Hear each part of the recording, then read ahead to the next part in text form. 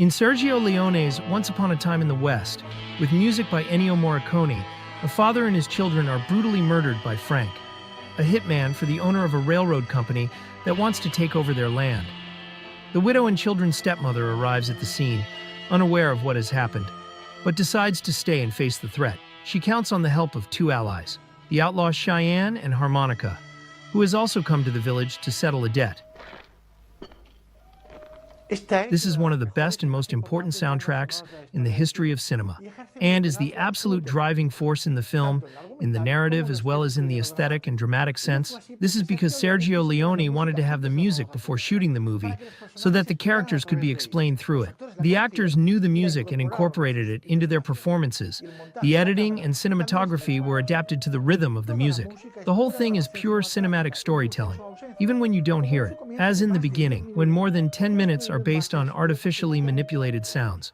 It would have been pointless to have music here, although we won't know why until later. There are 4 central themes for the 4 characters: Morton, Cheyenne, Frank, and Jill. The first 3 will die with their characters, and the 4th will be the main theme. Let's talk about them.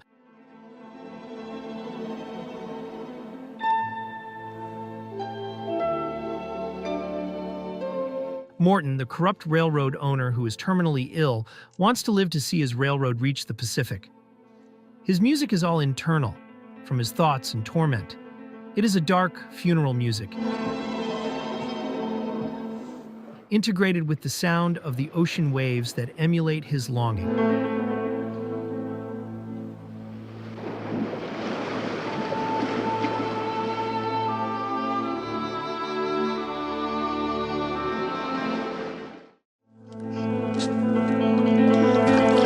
The music marks the moment of his pathetic death, not in the ocean, but in a dirty puddle.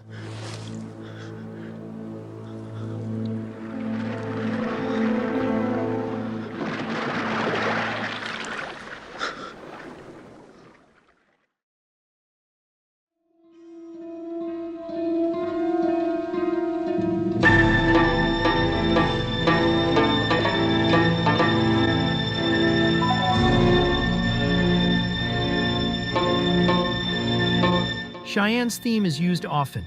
It is an external theme that explains how others see him. At first it sounds dark and mysterious because of the distrust he inspires in others. But when Cheyenne is shown as an ally to Jill and Harmonica, his theme changes. For the rest of the movie, it is sympathetic, lighthearted, and comical.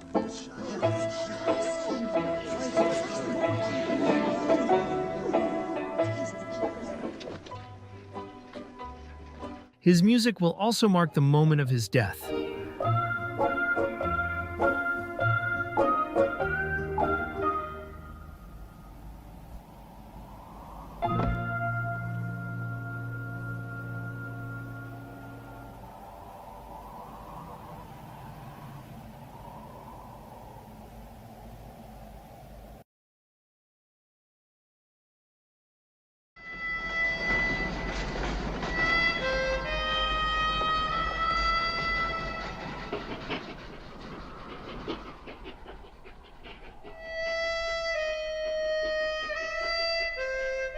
The first music we hear in the movie, after the long musical silence, is what accompanies Harmonica when he appears. The character has no name, but is known by the instrument he plays. However, what he plays and carries with him throughout the movie is not his own music. It doesn't belong to him. Listen to what is heard after the murder.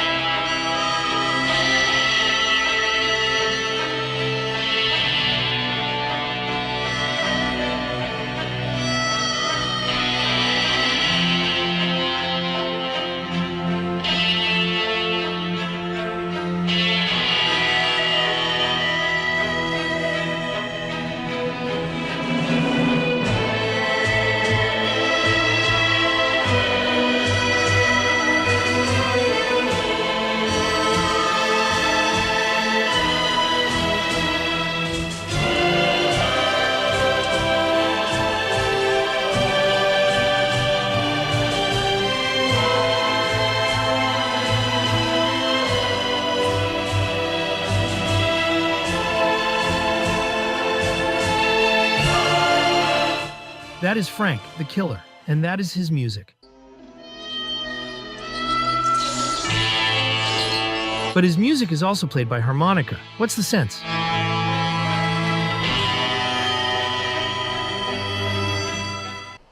Throughout the movie, harmonica follows Frank without Frank knowing what he is after. Flashbacks are used to clarify something from the past.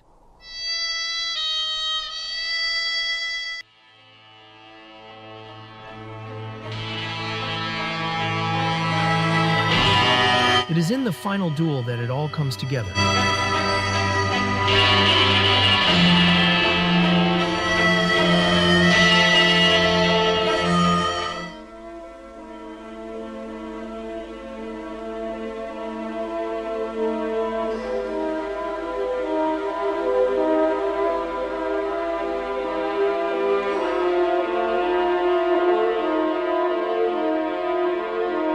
When harmonica remembers what Frank forced him to do to prevent his brother's hanging.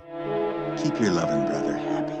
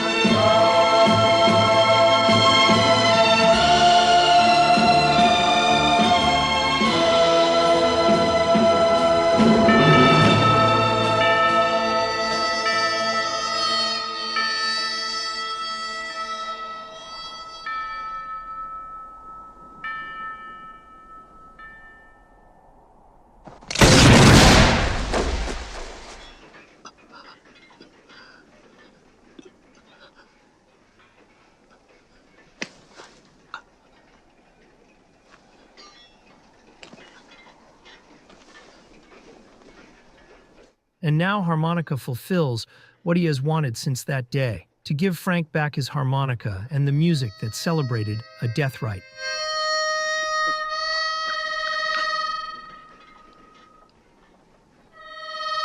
As in other Sergio Leone movies, everything is explained and resolved through the music. These three themes die with their characters.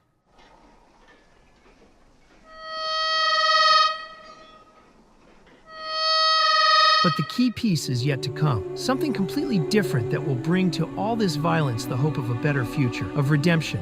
It will be Jill and her music.